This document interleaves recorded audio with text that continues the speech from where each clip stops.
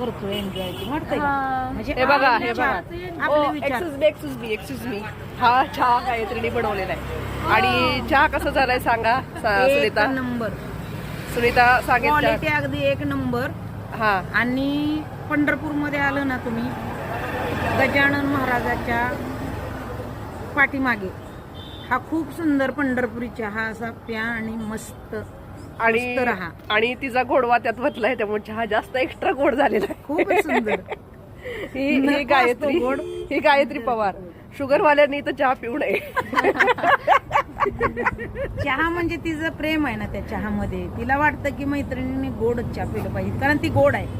हा पण ओके. तिनं साखर कमी टाकायला पाहिजे कारण तिचा ऑलरेडी गोडवा उतरतो चहा.